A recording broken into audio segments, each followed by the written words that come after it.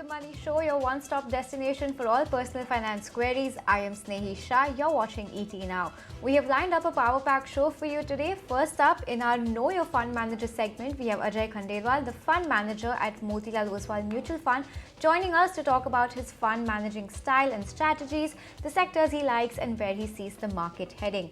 And then in our second segment, we'll throw open the counter to get all your mutual fund portfolio queries answered. So do send us your queries on our WhatsApp number 865-797-4571. Remember, you can also email us your queries on themoneyshow@etnow.tv.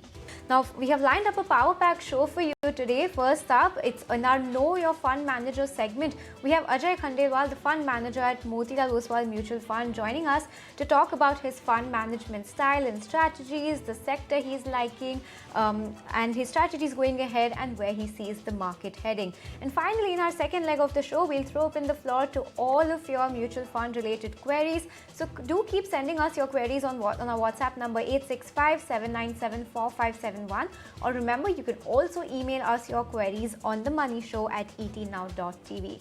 On that note, then, let's get kick started with our first segment and welcome on board Ajay Khandelwal, the fund manager of Motilal Oswal Mutual Fund. Hi Ajay, thanks so much for taking the time out and speaking to us at ET Now.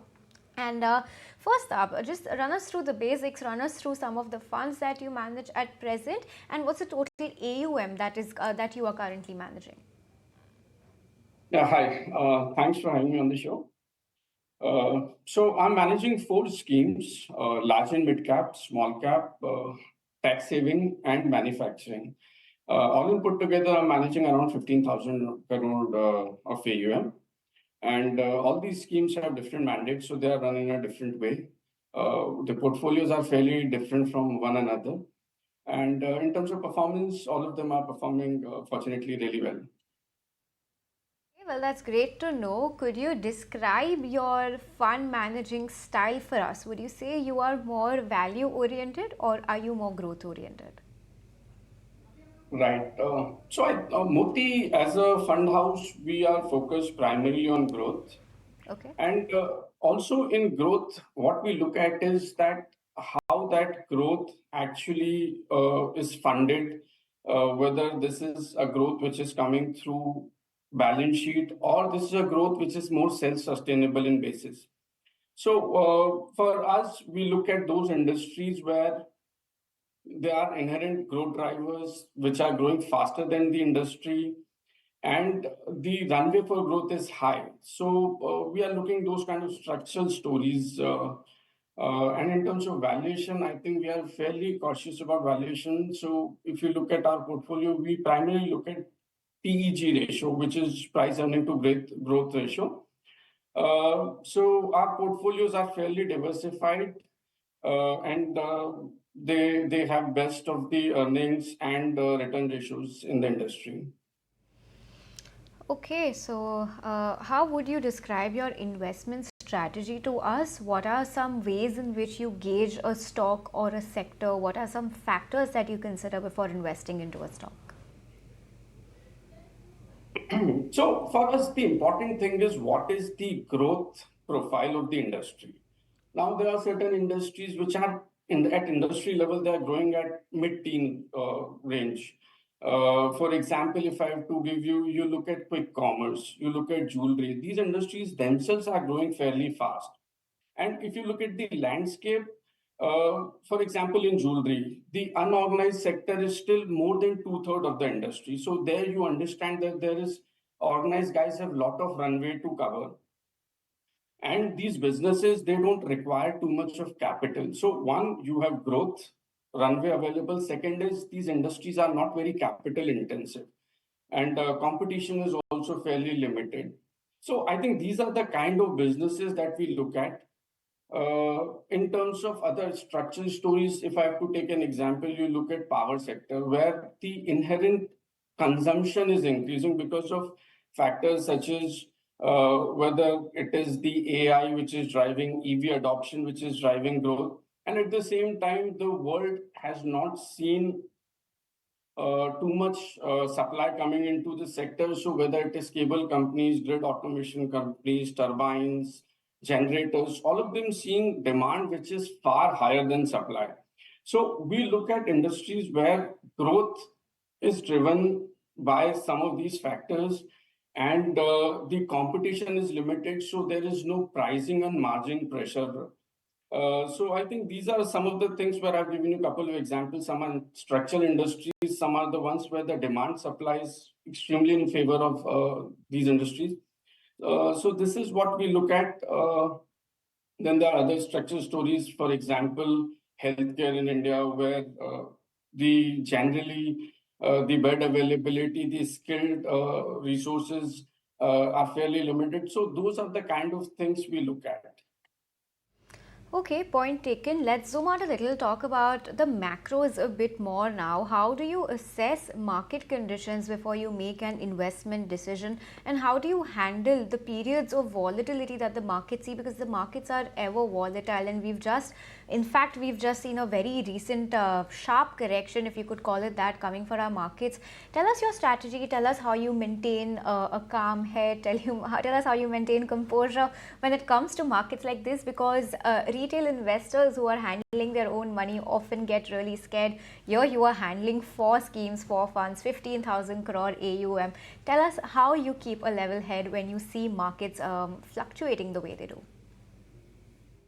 I think the challenges are same for everyone. Now, for us, what makes it easier is that we look at data, we try and meet businesses, we do our channel checks extensively. That gives us the confidence.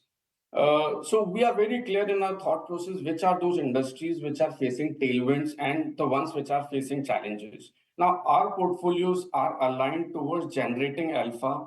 So we look at those sectors where the, as I said, demand is fairly strong. So if you keep focus in terms of portfolio construction, I think life becomes easy. And then every quarterly result, we try and figure out whether what percentage of our portfolio is actually delivering earnings better than our expectation or in line. So when we know that almost 4/5 of our portfolio is delivering better earning than our expectation, we know that our portfolio will continue to do well. So I think it is combination of finding right industries, right stocks, doing your homework where you make sure that the drivers, earning drivers for the industry remain intact, and then keep focusing on finding new ideas where you can, if you need to make changes in your portfolio, you can actually make your portfolio which reflect your highest earning conviction. So if there are certain sectors which you will not find in our portfolio, which are very different from the other peers. For example, financials, some bit of IT, whether it is small or mid cap. So there are certain sectors which are facing challenges and they do not have that kind of representation in our portfolio. So I would say that we are fairly focused in our approach, which are those sectors that we like, and that is how we construct portfolio. And by and large, the portfolio earnings get delivered and they perform well. So I think this is the simple secret. Ajay, that sounds really good. Also, tell us what's your management mantra? If there are certain rules or certain principles or fundamentals that you stick by at all times, no matter what's happening in the market, what are some mantras that you very closely follow at all times? So over period, we have understood that when there is leverage in a balance sheet during difficult times, those businesses really struggle. So when we screen ideas, what we look at is that what is the capital intensity of that industry, what kind of growth capital that company will require, and how they will fund it. So one is first, I think, quality of balance sheet. Second is what is the earning growth profile of the industry. Now, if industry itself is growing at, for example, EMS industry, some of these defense companies, some of the manufacturing companies, but the baseline industry growth is 30% plus, then we know that the problem would be of execution and supply rather than demand. So first is how is the quality of balance sheet? Second is how is the earning growth profile? And thirdly, that how is that management actually expanding their overall pie of opportunity? Because what happens is when you make good returns, you need that another reinvestment opportunity. So how they are increasing their opportunity set is something which we look at, and there are so many companies in our portfolio where they have gone through organic and inorganic way to expand that size of opportunity. So I think this is what, when we think of competent management, that's what we look at, that they have increased their addressable opportunity, they've managed their balance sheet. Yeah, so this is something how we screen. And then lastly, you put the valuation on top of it. So we look at businesses based on the growth profile. You will not get a 30% earning growth company at 15 times PE, right? So what we look at is what is the growth vis-a-vis valuation, and that I think we, wherever we have comfort, that is how we construct our portfolio. Okay, and Ajay, like you mentioned, lots of factors to consider, lots of recent news flow that you have to keep in mind, lots of companies that you cover, and a lot of internal stuff also happens with these companies. Tell us, how do you stay on top of all of these things? What's your reading like, and how do you like to consume your news and your updates every day?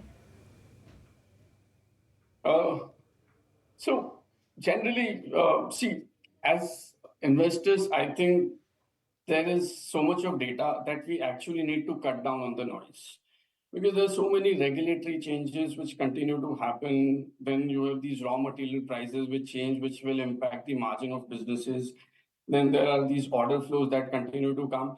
So what we try to figure out is that which are those relevant ones which will make our earning estimates, there would be change in our earning estimate. So we look at that substantial pieces of information that will make us change our earning estimate.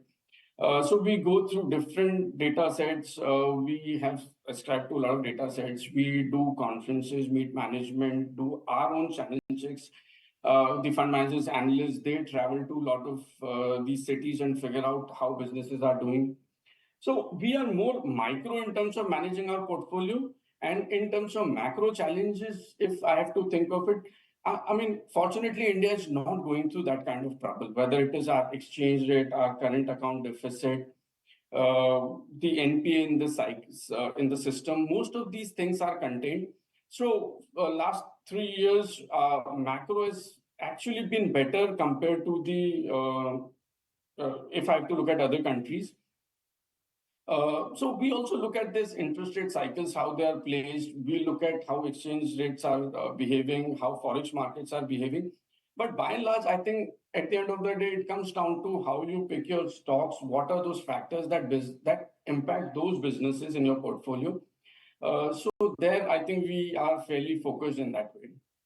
Sounds good, Ajay. And on the last, departing note, just tell our viewers, how should a retail investor decide which fund is right for them, given there are so many funds available in the market right now? What are some factors that investors must consider before they invest their money in any of the fund that they choose to?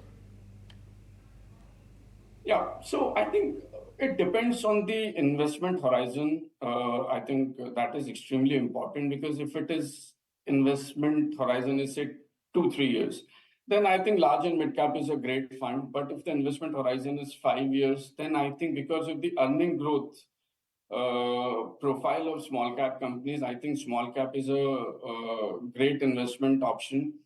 I would say the risk in Indian market is fairly less.